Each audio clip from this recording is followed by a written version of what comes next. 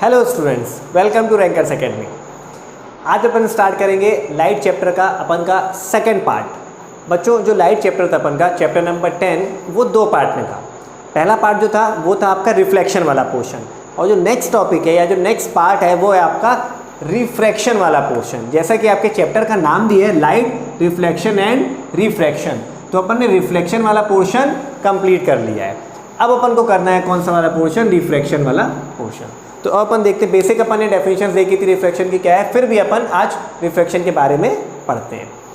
तो बच्चों, रिफ्रैक्शन आपका होता है जब कोई भी लाइट की रे एक मीडियम से दूसरे मीडियम में ट्रेवल करती है। When a ray of light travels from one medium to another medium, it bends, वो क्या होती है? बेंड हो जाती है। तो इस बेंडिंग ऑफ लाइट को ही अपन क्या बोलते हैं? रिफ्रैक्शन। या अगर अपन जो यहाँ डेफिनेशन लिखी है, the phenomena of change in path of light, जब कोई भी लाइट ट्रेवल कर रही है और वो अचानक से अपना पाथ क्या कर दे? चेंज कर दे। When it passes from one medium to another medium, जब वो एक मीडियम से दूसरे मीडियम में ट्रेवल कर रही हो। अब यहाँ पे मीडियम क्या है, यहाँ पे मीडियम क्या होता है, उसके बारे में अपन डिस्कस करेंगे।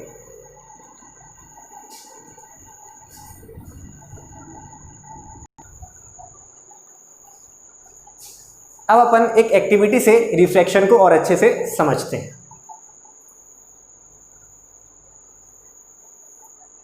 बच्चों, ये है आपका वाटर। मैंने एक ग्लास में वाटर रखा हुआ है। जो एटमॉस्फेयर है वहाँ पे आपका मीडियम क्या है? एयर। इस ग्लास के अंदर आपका मीडियम क्या है? वाटर। क्या ये देख लीजिए कि जो एक ग्लास भी है लिटिल बिट एम्प्टी है, ऊपर से थोड़ा सा एम्प्टी रखा है इसको अपन ने। क्यों? क्योंकि यहाँ पे अपन को मीडियम क्या चाहिए? एयर चाहिए। और यहाँ पे आपका मीडियम क्या है? वाटर। तो लाइट जो है एक मीडियम से दूसरे मीडियम में ट्रेवल कर रही है, लेकिन अभी अपन को ऑब्जर्व नहीं कर पा रहे हैं। अभी ऑब्जर्व करिएगा, जब मैं एक पेन को इसमें इंसर्ट करूँगा, ये देखिएगा, इस पेन को मैंने इसमें इंसर्ट किया, तो आप क्या ऑब्जर्व करेंगे? ये देखिए, ये जो आपका पेन है कुछ शिफ्टेड दिख रहा है अपन को, हल्का सा इस तरफ शिफ्ट दिख रहा है। यानी कि एक्चुअल जो इसका पाथ है, जो इसका एक्चुअल पाथ आपको दिख रहा है अलग है, और शिफ्टेड पार्ट अलग दिख रहा है। आप देख सकते हैं इसको आप देख सकते हैं। मैं इसको थोड़ा आपके कैमरे के पास कर देता हूँ। ये देखिए, जो इसका एक्चुअल पाथ है वो यहाँ पास है, और शिफ्टेड पाथ आपको अलग दिख रहा है। ठीक है, तो ये चीज़ क्या कहलाती है? आपकी रिफ्रैक्शन। और एक चीज़ और आप ऑब्जर्व करेंगे कि ये जो आपका पेन है, ये थोड़ा सा थिक दिख रहा है। यानी कि नॉर्मल पेन के कंपेयर में थोड़ा सा क्या दिख रहा है? थिक दिख रहा है। वो क्यों है दिख रहा है, वो भी अपन बाद में डिस्कस करेंगे। लेकिन यहाँ पे आप क्या ऑब्जर्व कर रहे हो? Refraction of light. यानी कि जब लाइट एक मीडियम से दूसरे मीडियम में ट्रेवल करती है तो अपना पाथ क्या कर देती है? चेंज कर देती है। तो अपन ने देखा कि when ray of light passes from one medium to another medium, it changes its path.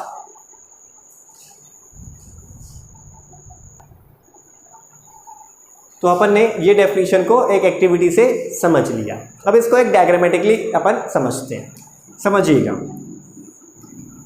For example ये एक प्लेन है, यहाँ पे आपका क्या है? एयर, यहाँ पे आपका क्या है? वाटर। ठीक है, एक रे ऑफ लाइट इंसिडेंट आती है कुछ इस टाइप से। एक लाइट अपन ने इस टाइप से इंसिडेंट करवाई। अब जहाँ पे इंसिडेंट रे स्ट्राइक करेगी सरफेस पे, उस पॉइंट पे अपन क्या ड्रॉ कर लेंगे? एक नॉर्मल। अपन ने वहाँ पे उस पॉइंट पे ड्रॉ कर लिए एक नॉर्मल। अब होगा क्या कि ये जो इंसिडेंट रे है ये सीधे नहीं जाएगी, अपने एक्चुअल पाथ में नहीं जाएगी।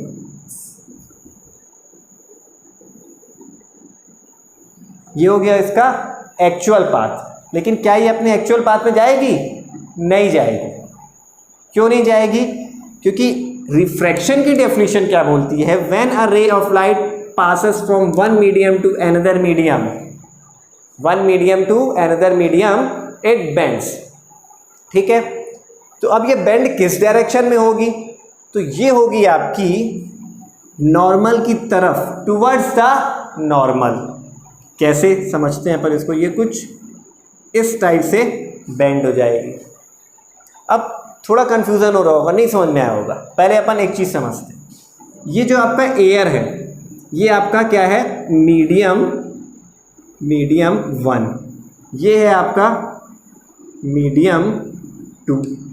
अब इन दोनों मीडियम में एक मीडियम है आपका रेयरर और दूसरा मीडियम है आपका डेंसर। किसको रेयरर कहेंगे, किसको डेंसर कहेंगे, समझते हैं। जिसकी डेंसिटी और ऑप्टिकल डेंसिटी, जिसकी ऑप्टिकल डेंसिटी ज़्यादा होगी, जिसकी ऑप्टिकल डेंसिटी ग्रेटर होगी, वो मीडियम क्या होगा, डेंसर होगा। या सिंपल अपन बोले, the medium having more density is called denser. जिसकी डेंसिटी ज़्यादा होगी उस मीडियम को अपन डेंसर बोलेंगे, और जिसकी डेंसिटी कम होगी उस मीडियम को अपन रेयरर बोलेंगे। ठीक है। और जब भी कोई भी रे ऑफ लाइट रेयरर से डेंसर की ओर मूव करती है, तो एयर क्या है बच्चों, एयर की डेंसिटी कम होती है वाटर के कंपैरिजन में, तो एयर क्या हो गया आपका, रेयरर मीडियम हो गया, वाटर क्या हो गया, डेंसर मीडियम हो गया। तो जब भी रे ऑफ लाइट रेयरर से डेंसर की ओर ट्रेवल करती है वो टूवर्ड्स द नॉर्मल, वो नॉर्मल की तरफ बेंड हो जाती है। अब इसको याद कैसे करें, रटना नहीं है, एक सिंपल सी ट्रिक है, एक सिंपल ट्रिक से अपन इसको याद कर सकते हैं। आर डी टी क्या है, आर डी टी, आर मतलब रेयरर, डी मतलब डेंसर, टी मतलब टूवर्ड। तो ये हो गया आपका रेयरर टू डेंसर, क्या हो जाएगा, टूवर्ड्स नॉर्मल। ठीक है, ये हो गया। अब ये क्या है आपकी इंसिडेंट रे, ये है आपकी रिफ्रैक्टेड रे, और ये है आपकी नॉर्मल। नॉर्मल के साथ बनने वाला एंगल, इंसिडेंट रे का नॉर्मल के साथ बनने वाला एंगल क्या कहलाता है, एंगल ऑफ इंसिडेंस। रिफ्रैक्टेड रे का नॉर्मल के साथ बनने वाला एंगल क्या कहलाता है, एंगल ऑफ रिफ्रैक्शन।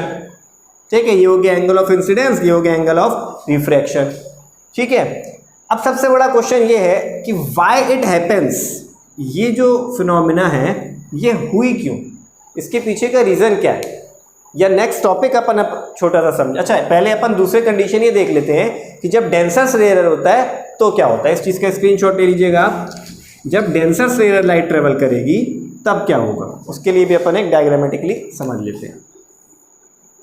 यहाँ पे अगर अपन ने मान लिया क्या है, डेंसर मीडियम है, यहाँ पे क्या है, रेयरर है। ठीक है, ये अपन ने एक नॉर्मल ड्रॉ कर लिया, ये इंसिडेंट रे आई, इसका एक्चुअल पाथ ये है, लेकिन ये टुवर्ड्स नॉर्मल नहीं होगी, अब ये अवे फ्रॉम द नॉर्मल, यानी कि क्या होगी, ये नॉर्मल से दूर जाएगी, ये नॉर्मल से दूर जाएगी। तो ये हो गई आपकी इंसिडेंट रे आई, ये हो गई आपकी रिफ्रैक्टेड रे, ये एंगल बनेगा आर, और ये आपका नॉर्मल है। अब इसमें ऐसा ये क्यों हुआ, दूर क्यों गई, इसमें ये पास क्यों है, ये सारी चीज़ें अपन देखेंगे। इसकी ट्रिक याद करनी हो तो इसके लिए अपन क्या कर सकते हैं, डी डेंसर से rarer away from the normal, draw या ड्रॉ बोल सकते हैं इसको। ठीक है, डेंसर से rarer away from the normal, ये हो गई आपकी ट्रिक याद करने के लिए। तो दो ट्रिक हुई अपने पास, एक हुई आर डी टी, रेयर से डेंसर टुवर्ड्स नॉर्मल, और दूसरी है डी आर ए, डेंसर से rare away from the normal. ठीक है। अब सबसे बड़ा क्वेश्चन ये है कि ये चीज़ हो क्यों रहा है, ये आपका जो जब रिफ्रैक्शन, या कह सकते हैं cause of refraction, incident ray क्यों बेंड हो गई, जो रिफ्रैक्ट होने के बाद वो बेंड क्यों हो गई, और बेंड भी हुई तो एक केस में आपका नॉर्मल की तरफ आ रही है, एक केस में नॉर्मल से दूर जा रही है। तो अब इस टॉपिक को समझने के लिए अपन एक नेक्स्ट टॉपिक समझ सकते हैं, कॉज ऑफ रिफ्रैक्शन। तो समझिएगा, कॉज ऑफ रिफ्रैक्शन मेन कारण होता है जब भी आपका कोई भी लाइट एक मीडियम से दूसरे मीडियम में ट्रेवल करती है तो वो अपनी स्पीड चेंज करती है। Remember, when a ray of light passes from one medium to another medium, it changes its speed, वो अपनी स्पीड को चेंज करती है, जिसके कारण कि वो रे क्या हो जाती है बच्चों, बेंड हो जाती है। समझिएगा, ये रेयरर मीडियम है, ये डेंसर मीडियम है, दूसरे केस में ये डेंसर है, ये रेयरर है। होगा क्या, इसकी डेंसिटी कम है रेयरर मीडियम की, इसकी डेंसिटी ज़्यादा है। तो जब आपकी रे ऑफ लाइट रेयरर से डेंसर जाती है तो उसकी स्पीड क्या हो जाती है, कम हो जाती है। स्पीड कम हो जाती है तो वो क्या होने लगती है, स्लो हो गई। स्लो होगी तो पार्टिकल्स क्या होने लगते हैं, उसके नॉर्मल की तरफ आने लगते हैं, इसलिए वो नॉर्मल की तरफ बेंड कर जाती है। ठीक है, यानी कि मेजर कॉज क्या हुआ, स्पीड ऑफ लाइट। ठीक है, जब डेंसर से रेयर जाएगी तो ये क्या हो जाएगी, स्लो हो जाएगी, रेयर से डेंसर जाएगी। और जब आपका स्पीड ऑफ लाइट रे डेंसर से रेयर जाएगी तो इसकी स्पीड क्या हो जाती है, बढ़ जाती है। इसकी स्पीड क्या हो जाती है, बढ़ जाती है। स्पीड बढ़ जाती है, फास्ट हो जाती है। तो ये क्या होती है, दूर जाने लगती है, आपके मीडियम से भागने लगती है, तो इसलिए क्या हो जाती है, ये अवे फ्रॉम द नॉर्मल। तो ये आपका रीजन हो गया क्या, तो मेजर रीजन क्या हो गया आपका, कॉज ऑफ रिफ्रैक्शन। अगर कोई पूछे तो ये लिख सकते हैं, when the ray of light passes from one medium to another medium it changes its speed due to which it bends. ठीक है, ये हो गया आपका कॉजेस ऑफ रिफ्रैक्शन। अब अपन देखते हैं laws of refraction. Laws of refraction,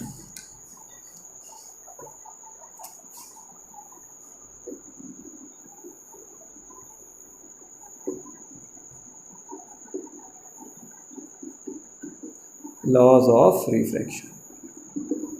तो जो पहला लॉ है ये आपको बुक में यूजुअली नहीं मिलता है, लेकिन अपन इसमें डिस्कस करेंगे। पहला लॉ ये बोलता है कि when a ray of light, पहले लिख लेते हैं फिर समझते हैं। When a ray of light passes from one medium to another medium, its frequency do not changes, but speed and wavelength may changes।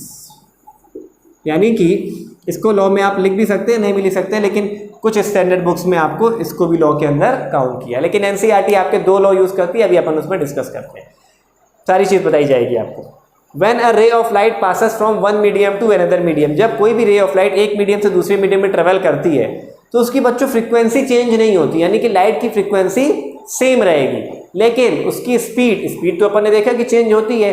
Speed और वेवलेंथ क्या हो जाती है, चेंज हो सकती है, कंपलसरी नहीं है, हो सकती है, लेकिन मैक्सिमम केस में आपकी स्पीड तो चेंज होती है। ठीक है, तो ये हो गया आपका फर्स्ट लॉ। ठीक है, इसका स्क्रीनशॉट ले लीजिएगा। जो सेकेंड लॉ है वो इंपॉर्टेंट है, सेकेंड लॉ और थर्ड लॉ, इसको अपन फिगर से देखेंगे।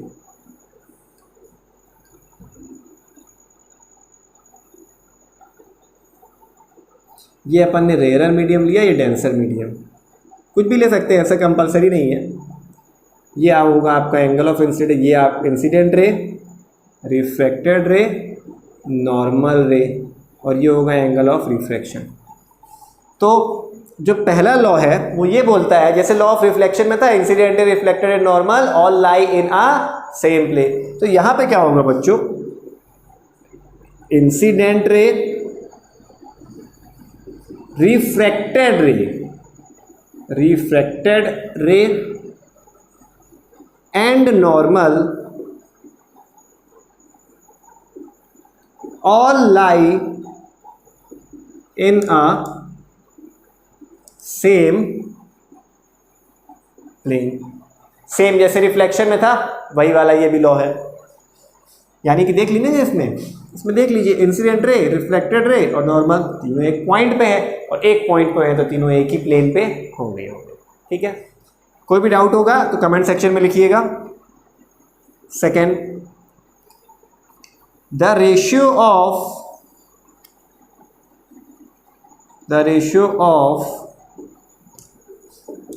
Sign angle of incidence to the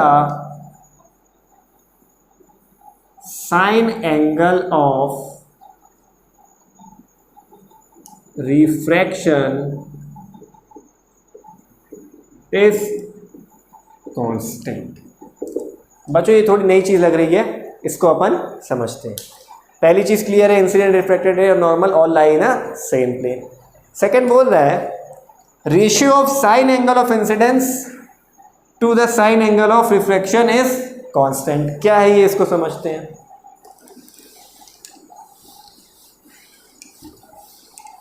यहां पे ये चीज बोल रहे हैं कि जो साइन एंगल ऑफ इंसिडेंस यानी sine I upon sine angle of refraction upon sine R, ये क्या होगा, कांस्टेंट होगा।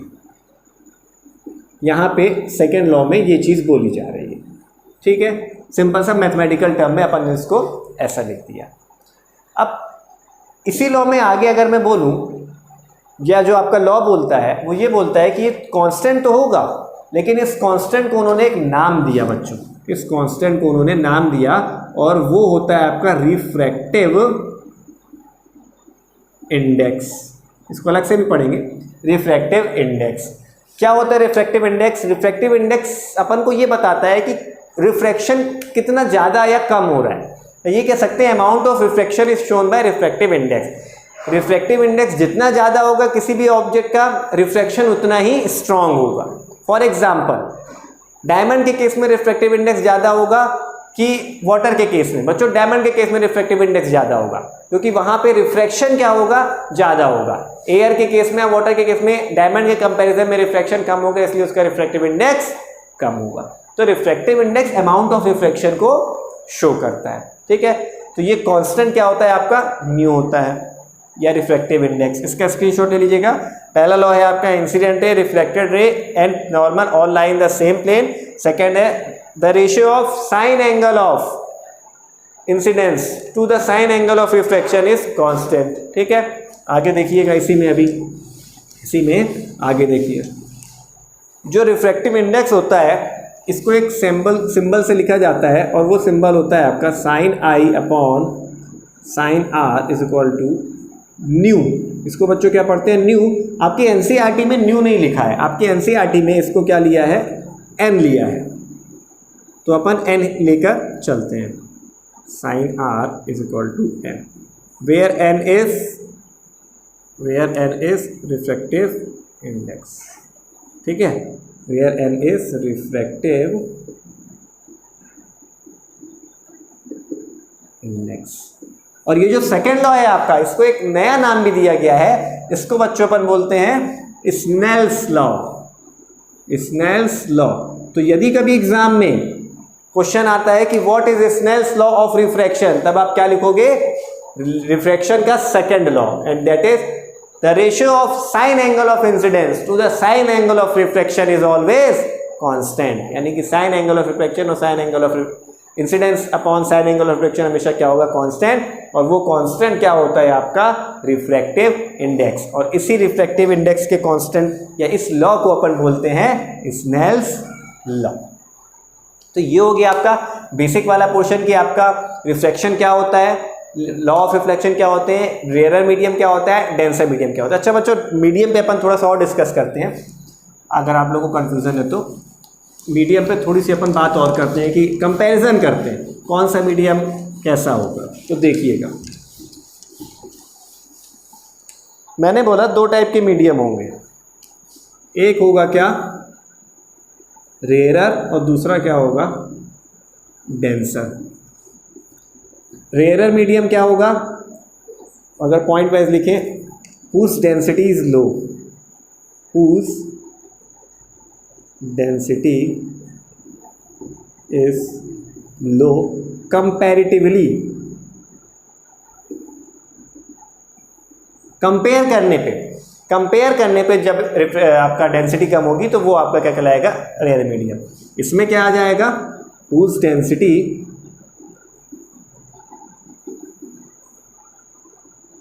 is high comparatively।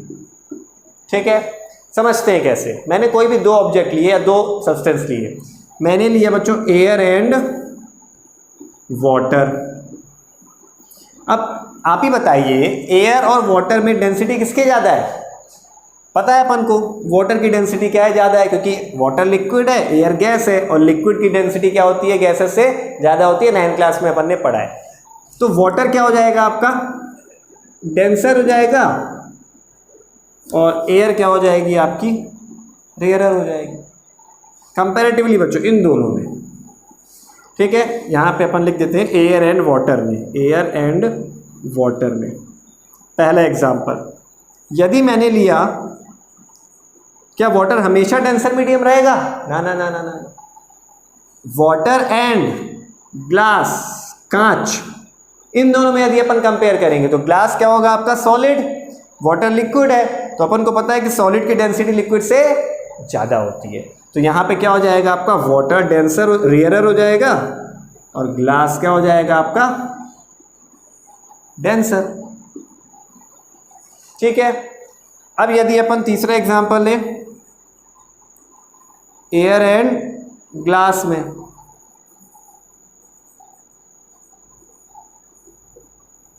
तो अपन को पता है कि एयर क्या होगा? रेयरर होगी, और ग्लास क्या होगा? डेंसर। यही 3 मीडियम अपन को सबसे ज़्यादा देखना है, ठीक है। अब इन तीनों में, अगर तीनों में कंपैरिजन करें तो एक तरफ से क्या हो जाएगा? एयर सबसे रेयरर, फिर हो गया आपका वाटर, एंड देन ग्लास। और जो सब्सटेंस जितना ज़्यादा डेंस होगा उसकी ऑप्टिकल डेंसिटी उतनी ज़्यादा होगी, और उसका रिफ्रैक्टिव इंडेक्स भी उतना ही ज़्यादा होगा।